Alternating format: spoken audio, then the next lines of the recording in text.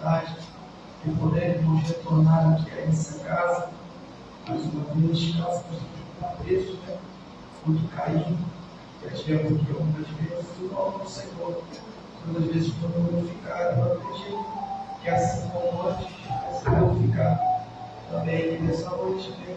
Os historiadores, os ortodoxos, as noites por lembrar a gente, sempre com carinho, sempre vejo os convites para estar pregando com uma vontade muito grande, porque não me sinto digno de assumir alguns altares, né?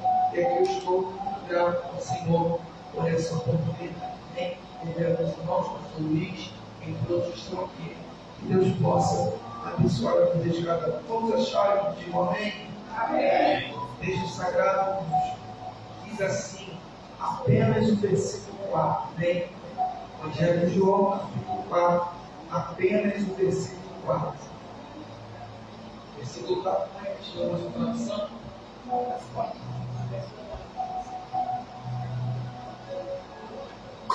Eu li, né? Diz assim, e era necessário passar por Samaria. Vocês podem repetir comigo em uma só voz de 3? 1, 2, 3.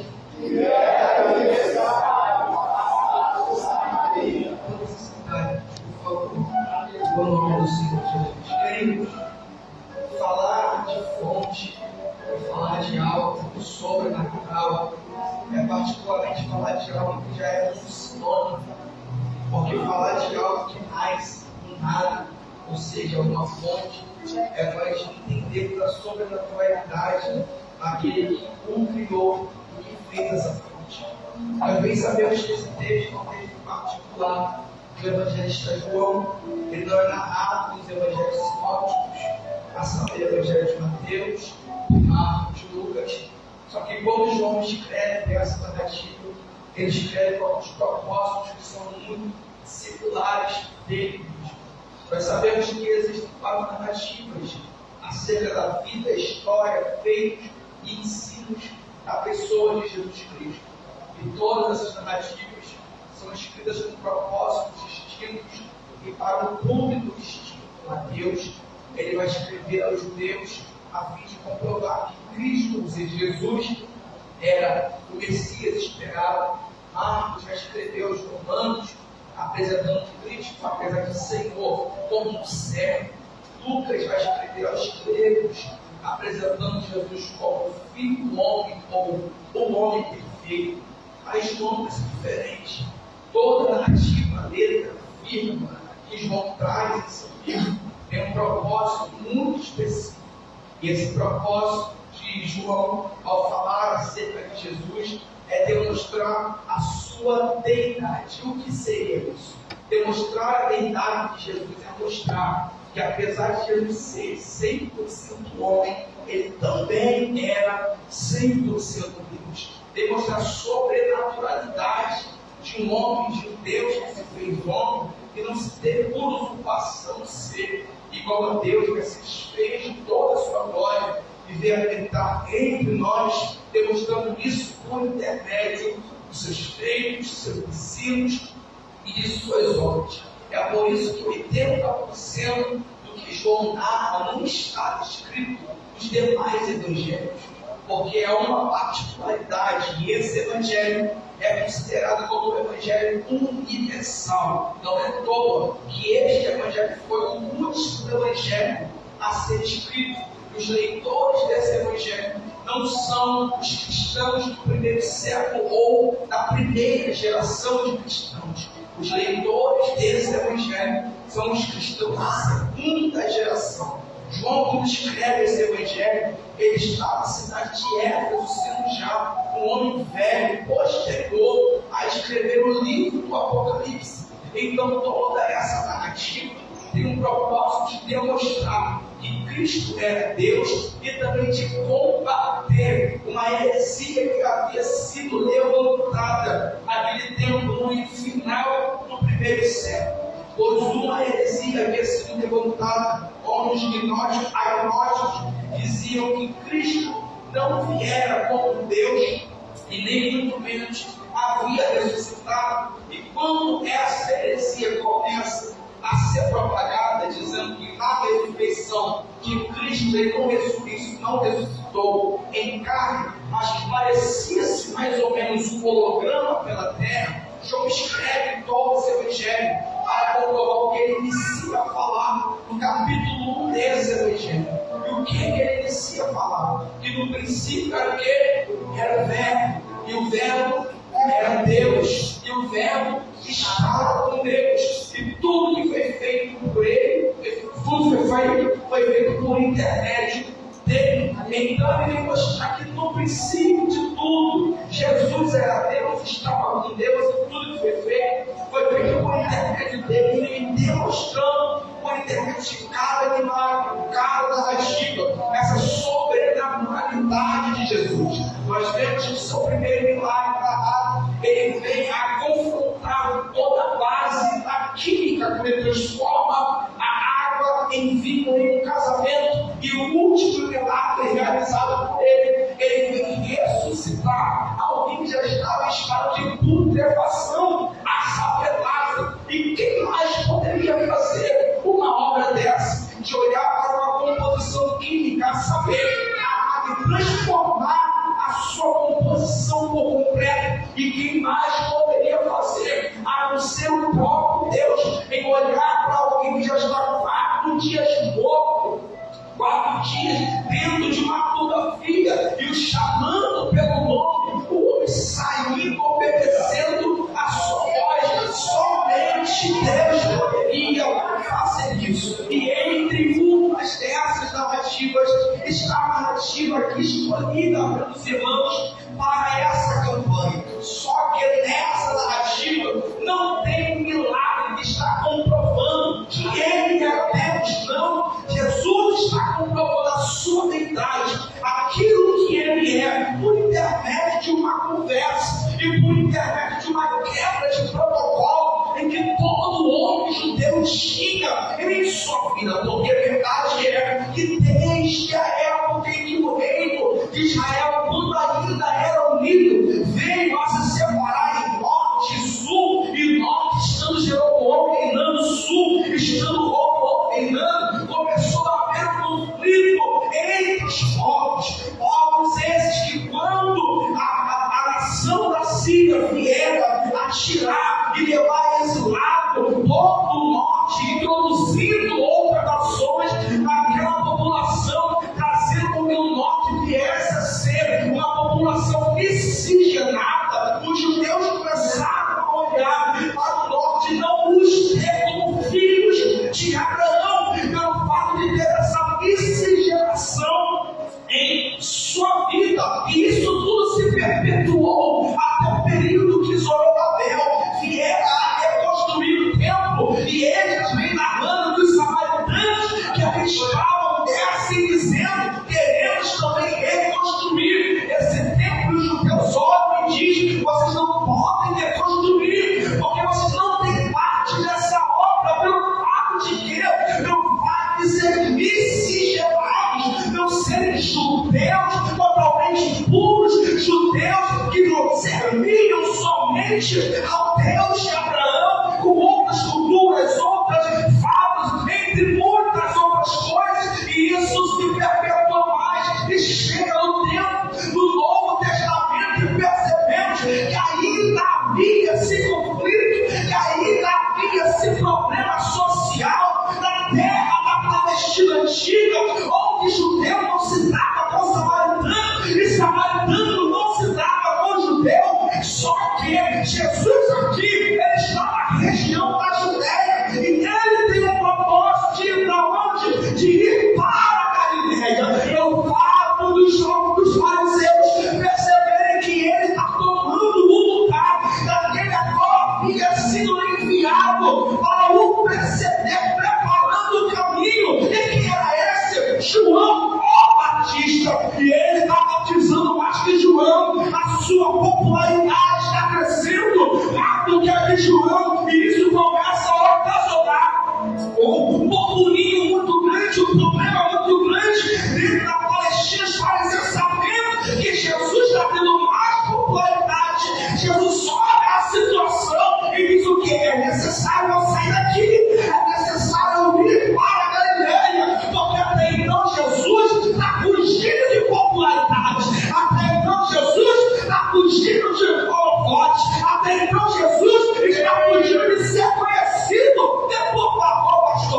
posso. Se sou eu, estou vendo que eu estou começando a me tornar popular. Que se sou eu, que estou percebendo que estou começando a me tornar famoso, eu olho e digo, vou ficar na terra onde eu sou popular, vou ficar na localidade onde o povo me conhece, vou ficar na localidade onde eu sou aplaudido. Mas Jesus nos ensina que nem toda fama que é levantada na nossa parte é proveniente de Deus. Tem fama que vem para nós, para quê?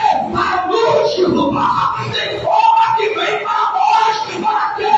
Para nos tirar do foco. E Jesus vem nos dando autoridade, olhando para mim, para você, dizendo: foge da fama. Se a fama vier, se esconde, porque é melhor estar escondido em Deus do que estar em outra fonte, famoso. Jesus sai e ele quer voltar para Galileia. Só que aqui é que começa a mexer comigo, porque havia 3 rotas da Judeia, parte sul da Palestina, para a Galileia, o alto norte da Palestina. E quais eram as 3 rotas? Primeiro, passando por dentro de Samaria. Segundo, indo pelas margens do Jordão. E terceiro, indo pelas regiões da Pérea. E todo judeu que se prezasse, ou ia pelo Jordão, ou ia pela Pérea. Pelo fato de ter esse problema dos samaritanos. Jesus olha para os seus discípulos e diz: hoje nós iremos pegar o caminho mais fácil. Hoje iremos passar por onde ninguém quer passar. Hoje iremos visitar quem ninguém quer visitar.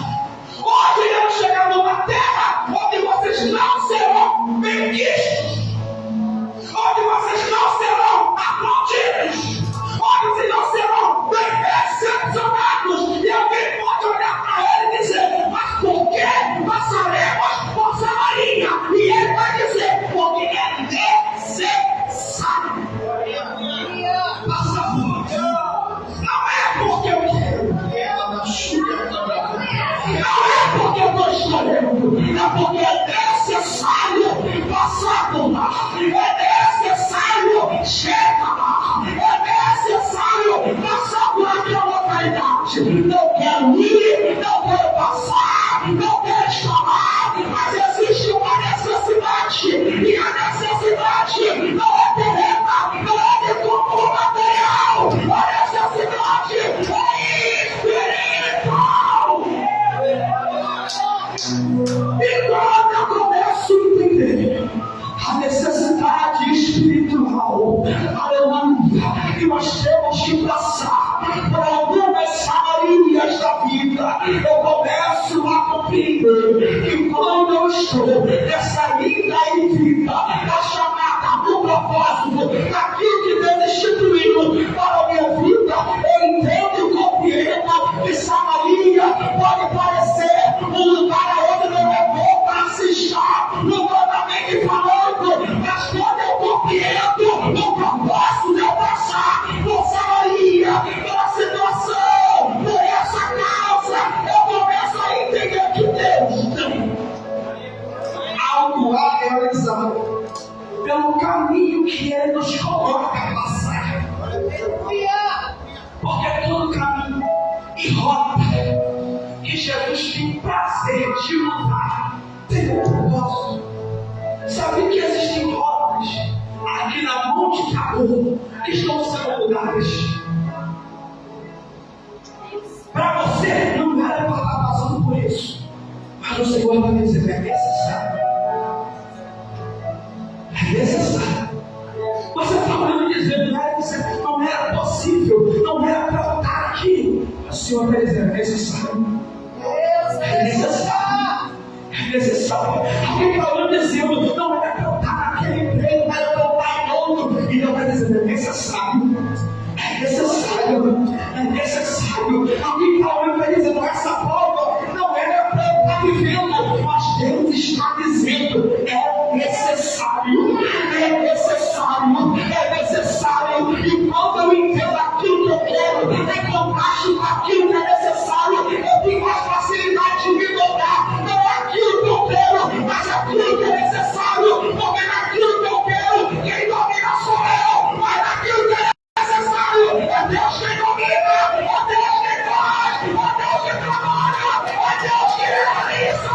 Entenda a necessidade de passar por essa Samaria.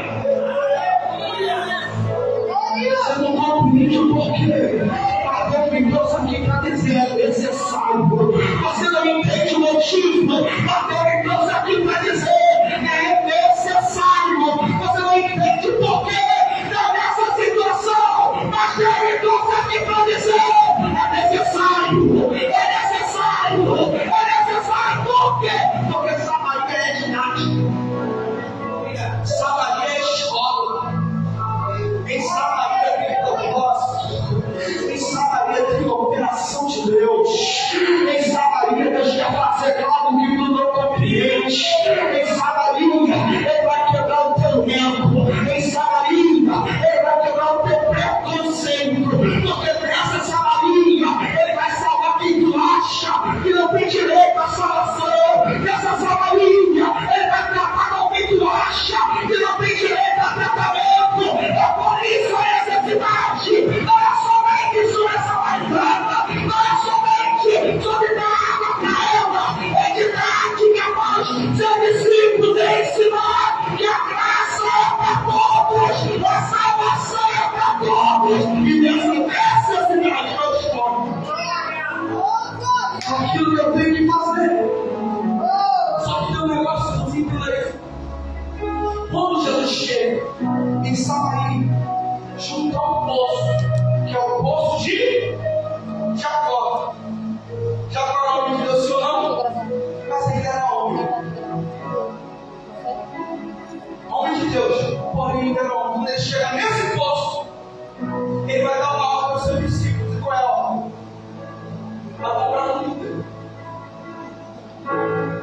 Porque em Samaria, quem está aprendendo o que Deus precisa ensinar ainda, precisa compreender que no aprendizado tem um preço que eu gasto para alcançar comida. E quando o discípulo está buscando comida, Jesus começa a se colocar na condição para operar o seu propósito naquele lugar. Até porque, dentro da imaturidade dos discípulos, eles ainda não entenderiam o que Jesus queria fazer naquela localidade, naquele momento. E já que não há maturidade, não há entendimento, a ordem é a ordem. Vai comprar comida, vai buscar alimento, vai. Porque somente de uma forma tu vai começar a ter maturidade para entender os teus propósitos que não são compreensíveis a ninguém. Vai buscar comida, vai buscar comida. Quando eu não entendo, tem algo que me mostra. Quando eu não compreendo, tem algo que me revela. Quando eu estou confuso, tem algo que me apresenta a solução para a confusão. E como não havia maturidade para compreender o propósito daquele lugar, a ordem veio para comprar comida. Na ida do discípulo da Sicar para comprar comida, ao meio-dia, a hora sexta, o mais forte sol, quem é que está chegando? Com um cântaro na mão, para buscar água, quem é? Uma mulher. Por que isso é tão confuso? Porque meio-dia não era hora de buscar água. Glória! Meio-dia não era hora de se colocar cântaro nas costas. Porque quem quer água de verdade, a porta dele. Quem quer água de verdade, acorda cedo para buscar. O horário pronto para as mulheres buscarem a água era cedo, onde não havia sol, havia até disputa no poço. Só que não havia o cansaço e a fadiga de carregar o seu cântaro pesado no raiado sol. Não haveria. Era o costume de todo judeu, na Palestina antiga, amanhecer cedo para buscar água. Só que essa mulher não tem uma reputação boa. Talvez essa mulher de Samaria é apontada. Então, para que ela não fosse vista e até mesmo repudiada por ninguém, ela começa a buscar água em local inapropriado e em horário inapropriado. Só que não porém, para que sede, existe hora certa. Para quem tem sede, existe momento certo. Para quem tem necessidade, aleluia, tem manhã certa, tem tarde certa, tem noite certa. Quem tem sede, busca a hora que está, busca o momento que está, busca em qualquer hora, busca em qualquer momento, busca em qualquer ocasião. Talvez alguém esteja olhando para você e dizendo: não era o horário, não era o dia, não era a hora, e você está buscando água para a tua vida, está buscando água para a tua família, mas sabe quem tem a necessidade, sabe que o horário não impede de buscar aquilo que precisa. Se não deu para buscar de manhã, busca tarde. Se não deu para buscar tarde, busca noite. Se não deu para buscar noite, desce na madrugada. Mas com sede não posso ficar. Isaías vai dizer: busca o Senhor enquanto se pode achar. Se eu ainda posso achar, eu vou buscando. Se ele ainda está acessível, eu vou buscando. Se ele ainda está no ponto de encontro, eu vou buscando. Não é o horário que me faz ter água, mas sim o propósito pelo qual eu estou buscando ele. Talvez a família está de cabeça para baixo, tudo dando errado, e alguém dizendo: era para tu ter buscado antes, era para tu ter cuidado disso antes. Mas o Senhor está dizendo: enquanto a vida, a esperança pode dar pelo sol. Mas se tem sede, busca. Se tem sede, busca. Se tem sede, busca.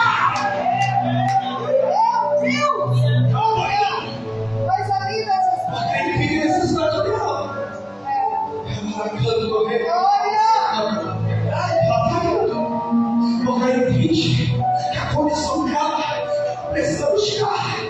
Só que ela não sabia que na boca do poço estava a fonte. Coisa linda, aleluia! Não sei quantos dias, pastor Lopes, ela está aí naquele horário, naquela situação, naquela condição, buscar uma área que ia saciar o momento dela, eu não sei. Só que um belo dia ela vai e quem ela encontra na boca do poço? Jesus! A própria fonte. E não é ela que começa o diálogo com a fonte. É a fonte que começa o diálogo com ela. Porque toda vez que a fonte vê a necessidade, a fonte se antecipa para sanar a minha necessidade. Vamos dizer a verdade. Se a fonte não tivesse se antecipado para sanar a minha necessidade, eu estaria aqui, estaria errado, irmão. Você estaria aqui, também não estaria. Porque quando nós olhamos para a fonte, muitas vezes nós não damos o crédito necessário para ela. Mas como a fonte sabe quem eu sou e quem você é, ela se antecipa. E segundo João 15:16, é para vocês que me escolheram, fui eu que vos escolhi, é para vocês que me ensinaram esse propósito, fui eu que iniciei, eu me antecipo. Eu me antecipo para quê? Para chamar o problema. Eu estou aqui. Jesus olhou para mim. E vai começar a conversa. E a conversa é hoje, no nível que ela entende. Mulher, você quer água, não quer? Quer. Mas me dá água, bandeira. Porque se eu quero, como eu vou dar? Meu Deus. Ainda mais para o homem que a minha cultura não permite nem conversar. Eu não entendo um negócio desse. Eu fico imaginando a mulher, a viúva de Israel, quando ele chega, para eles me dar um copo d'água no bar. Aí ele pergunta: me dá um bocado para comer? Ela não tem como. Porque o que eu tenho é para mim. Meu filho comer, fazer um bocado de bolo, de um bocado de pão, eu vou nem morrer. Por quê? Está me pedindo aquilo que eu quero. Está me pedindo aquilo que eu tenho necessidade. Está me pedindo aquilo que eu estou necessitando no momento. Mas toda vez que Deus pede aquilo que tu quer, aquilo que tu necessita, porque já tem algo preparado como providência para te colocar na mão. Vamos lá. Se não me engano é Gênesis 22, quando Deus olha para Abraão e vai dizer, vai ao monte em Moriá e faz o que lá? Sacrifica o teu filho, a saber Isaac, sobre o monte que está lá. Quem era Isaac, irmão? Era o sorriso de Abraão, era a promessa de Abraão, era aquilo que Abraão tanto pediu, era aquilo que Abraão tanto orou, era aquilo que Abraão tanto solicitou ao Senhor. Mas agora Deus falando para ele, dizendo, sabe aquilo que tu quer? Dá para mim. Sabe aquilo que tu pediu? Dá para mim. Sabe aquilo que tu necessita? Dá para mim. E Caim com Abraão, imagino eu com o coração sangrando, sabendo que tinha que sacrificar aquilo que queria, aquilo que desejava, e quando tudo que era para acontecer, Deus olha e diz, agora que eu vi, que tu não me nega aquilo que tu queria, olha para trás, e meu caminho que está preso, porque sempre que Deus nega aquilo que eu quero, Ele já tem algo preparado para me oferecer.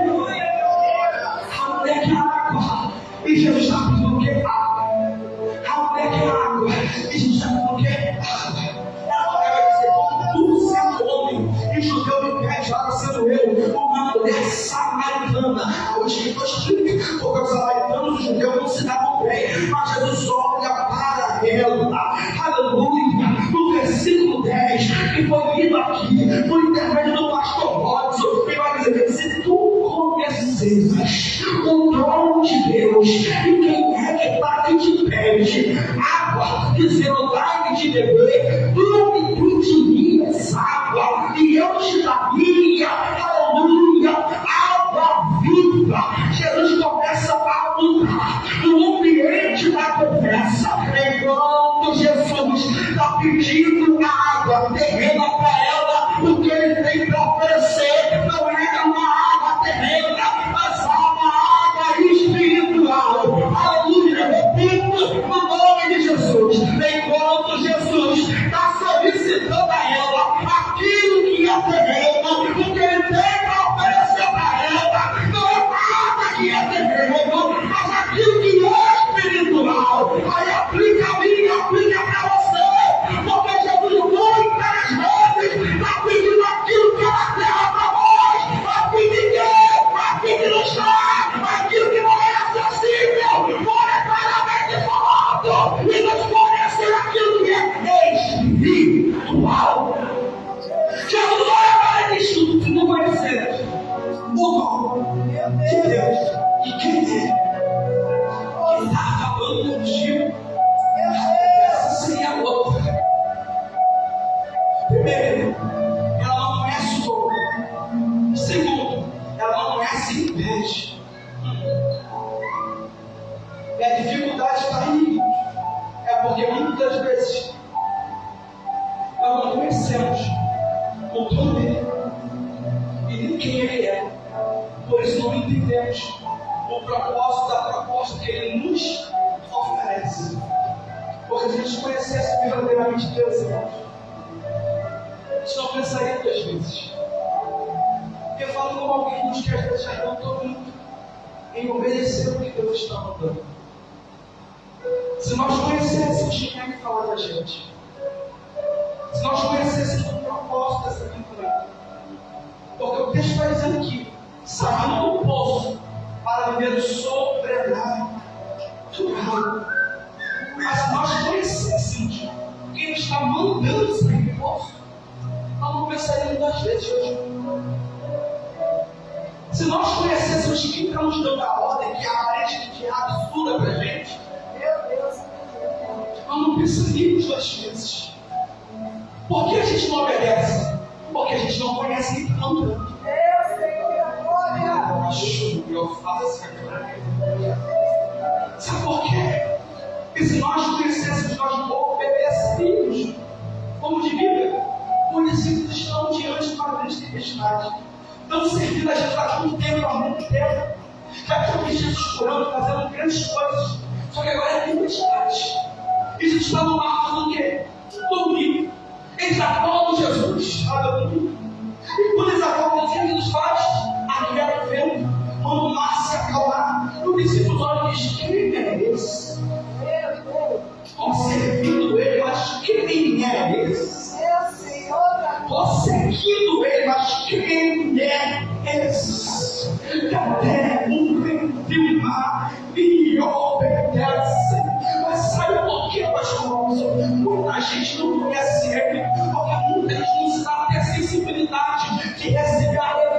do Espírito Santo sobre a sua vida. Eu gosto de Bíblia, não tomo Bíblia. Mateus capítulo 16, Jesus vai olhar para o discípulo e perguntar: quem é que dizem ser o filho do homem?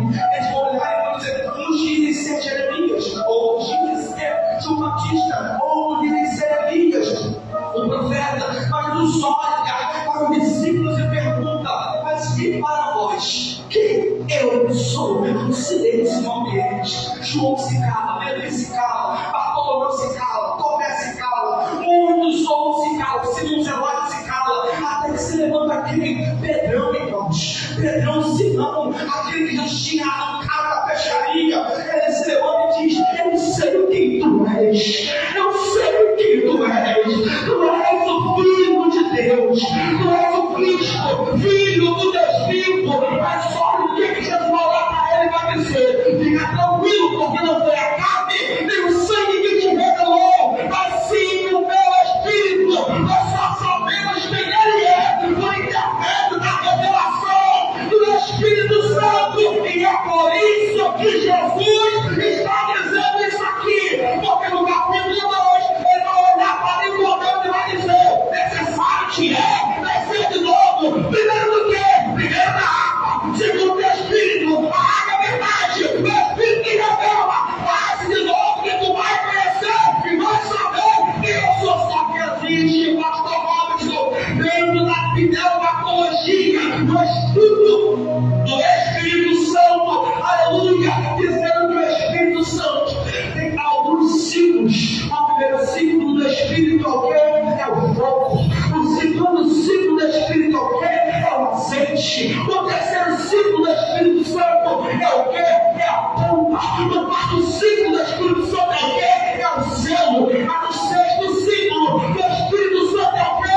É a água. Olha o que Jesus está dizendo para essa mulher: se tu conhecer a cidade de Deus, se tu conhecer aquele que ele vai enviar, se tu conhecer aquele que não vai ser homem no pecado, no juízo e na justiça, é tu que está aqui pedindo água.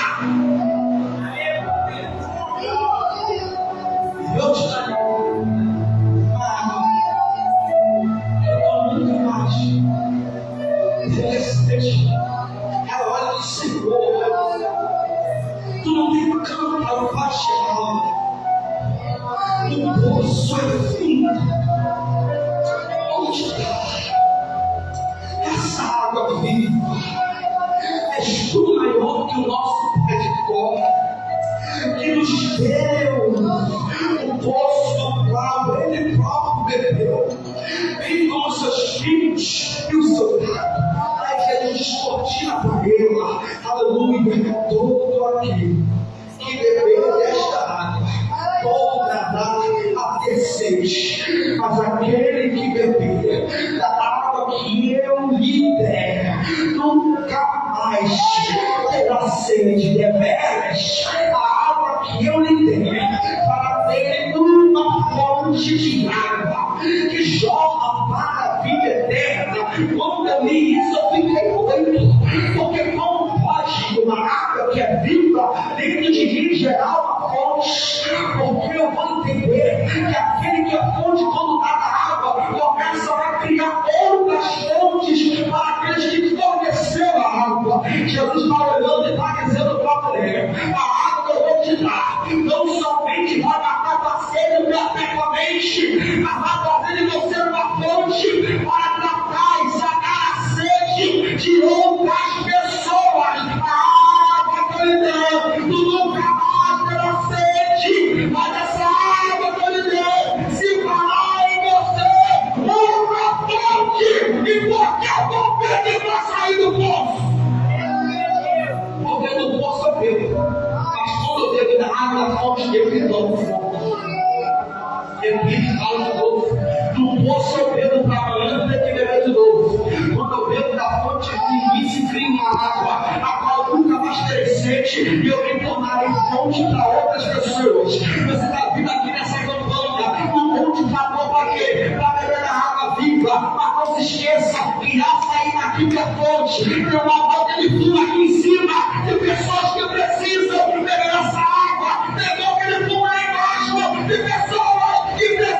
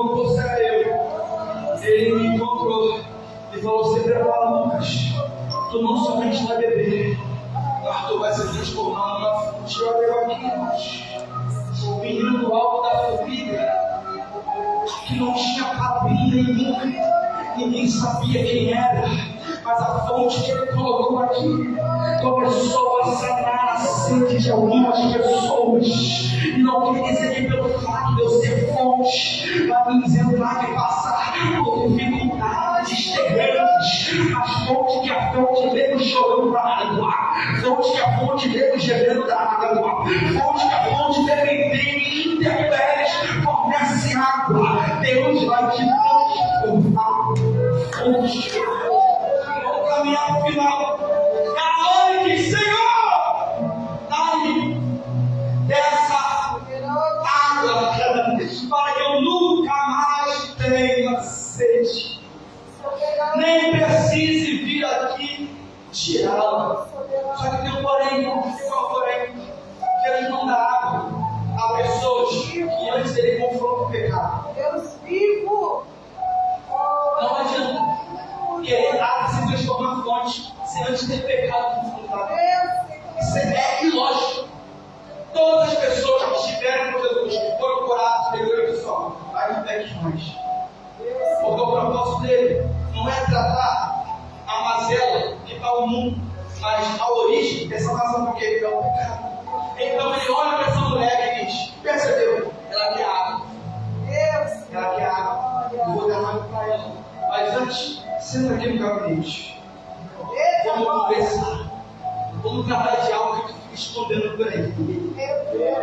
Ela é macho, importante também. Vamos expor aquilo que tu está escondendo. Vamos tirar por debaixo do tapete aquilo que tu pegou a vassoura e varreu e escondendo para ninguém sabe. Vamos! Cadê teu marido? Me conta! Cadê o teu marido? Ela me encalou. Porque nessa hora, irmão, é um pouco estranho, né? Quando eu expõe para fora aquilo que eu não queria que ele botasse para fora. Quando ele expõe aquilo que eu não queria que ele expôs. Quando ele toca num ponto que eu já tinha escondido e ninguém sabia. Ninguém tinha noção que o meu problema era que ninguém sabia. Jesus olha para ele e diz: estou te perguntando, cadê o teu marido? Ela olha e diz: eu não tenho. Ai, Jesus, porque já tiveste 5. E o que está contigo não é Deus. Jesus olha para ele e diz: vamos dar para isso aqui primeiro. Quer beber da água? Vamos dar para o pecado primeiro. Quer beber da água? Vamos consertar a vida primeiro. Quer beber da água? Vamos resolver as pendências primeiro. Quer beber da água? Vamos expor aquilo que está escondido primeiro. Porque Jesus não tem responsabilidade com quem não tem responsabilidade com o reino. Se quer viver uma vida de mazela, vai viver uma vida sem água viva. Mas se tem coragem para largar, se tem coragem para deixar, ele tem coragem para mudar o teu cativeiro. Você acha que é assim? Que ele vai te dar água para você voltar a fazer as coisas que fazia antes?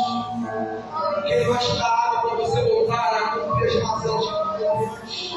Jesus conhece muito o ponto fraco de cada um. E aquilo que o Senhor não vê, pastor, que eu não vejo, que ele vê. Aquilo que eu não sei e que você não sabe, ele sabe. Aquilo que passa desapercebido aos nossos olhos, não passa desapercebido aos olhos dele. E não adianta vestir uma capa de engano pensando que vai enganar todo mundo. Ele te conhece. Ele sabe do que eu te tenho. Ele sabe quem é você. Ele sabe dos teus feitos. Ele sabe das suas obras. Ele tem água viva para te dar. Mas ele pode te dar enquanto ele não tratar com o teu pecado. Enquanto ele não tratar com a sua mazela. E a pior coisa, irmãos, é pensar que adentraremos na presença de Jesus e ficaremos desapercebidos aos olhos dele daquilo que nós fizemos. A pior coisa, irmãos, para esconder algo é na presença de Jesus. Porque quando ele mesmo não revela o sonho, ele levanta profeta para falar. Não tem como entrar aqui com capa, com máscara, vestido de ser aquilo que não é. Ele sabe quem nós somos. Lembra de Jacó, veste a roupa de Esaú, ele põe os pelos de Esaú no corpo, vai enganar o seu pai, engana porque o rei é cego. Só que chega um dia que vai para o gabinete do Roque Jaboque, e a pergunta que Isaac fez para ir para Jacó, lá de frente de Isaac mesmo, o varão vai fazer para ele do Roque Jaboque. E a pergunta é: quem tu és? Me fala teu nome. Porque um dia nós estaremos diante da presença dele. E o homem, para o homem mascaro, para o homem eu digo ser aquilo que eu não sou. Mas diante dele, é o homem que pensa que pode agir assim. É insensato o homem que pensa que passa incêndio dos olhos dele. Ele sabe. A mulher chegou com necessidade de água. Jesus olha e diz: eu tenho água, mas deixa eu tratar com o seu pecado. Pergunta: cadê? Tem. Disseste: tem. Cadê? Sim. Ou seja, tu já pegou tudo. Eu continuo no mesmo mundo, porque o que está contigo também é muito mesmo. Poder dele. Se é pecado contigo, se é erro contigo, se é falha contínua. Ou seja, peguei ontem, tem aqui o mês passado, a semana passada, o ano passado, e continua no mesmo pecado. Continua no mesmo erro. Eu não sei se o sacerdote não foi por ela. Eu não sei se algum levita cantando. Deixa eu falar com ela, porque agora o bloco de está falando. Não é dele. Não é dele. Está na hora de largar isso. Está na hora de deixar isso. Aí a hora de dizer: Senhor, eu vejo que tu és profeta. Percebe, irmãos, a identificação que ela tem acerca de Jesus. Primeiro, quando ela encontra com ele, para ela era visualmente quem? Um homem judeu. Depois, ela olha e diz: tu é profeta. E por final, quando teria toda aquela questão da adoração, de adorar em espírito e em verdade, ela olha e diz: eu sei, disse a mulher, versículo 25, eu sei que o Messias chamado Cristo vem, e quando ele vier, ele nos explicará tudo. A primeira vez que ele fala acerca do verdadeiro caráter de quem ele olha para a mulher e diz: eu sou o que falo contigo. Judeu, profeta, do Cristo. E ela bebeu da fonte. E o texto dizia o quê? Que beber da água vai soltar o quê? Uma fonte. A mulher larga do poço, larga do campo, e vai para onde? Para a cidade. E começa a desculpa linguajar. Menina, tu não sabe. E encontrei o homem que vestiu o roupa para aí. Rapaz, tu não sabe. Um cara que estava lá no poço falou de toda a treta que eu vivo. Moço, tu não sabe. Tem um lá no poço que parece que é vidente. Revelou tudo o que eu faço. Mulher, tu não sabe. Eu escondi de todo mundo, mas dele não tive como. Meu Deus! A fonte que agora estava dentro dela começou a jorrar. Aleluia! E o povo que está ouvindo o testemunho dela está olhando e dizendo: cadê o homem? Quem é o homem? Onde está o homem? Todo mundo pede para e quando começa a ouvir o homem, olha para ele e diz: já não é mais por aquilo que tu fala, agora os meus olhos veem. Vai entendendo o que Jesus vai passar através de você, vai confrontar o teu pecado, vai te transformar em fonte, e por intermédio de você as almas virão até Jesus. Porque quem é fonte jorra água, quem é fonte jorra água, quem é fonte jorra água. Eu não sei qual é a sua expectativa. O Senhor está dizendo: eu vou te dar água para tu jorrar. Repito, fala de novo: eu vou te dar água para tu jorrar. Fala mais uma vez: eu vou te dar água para você jorrar. Tu não vai ter água somente para beber, você vai ter água a Jeová. Medida recalcada, transbordando, sacudida. Eu falo no nome, quem quiser receber, que receba. Medida recalcada, transbordante e sacudida. Deus pode transformar numa fonte a Jeová. Aqui na comunidade do Luiz, na Cachoeirinha, no encontro, seja onde for, no teu trabalho, na faculdade, no transporte público, você é salvo!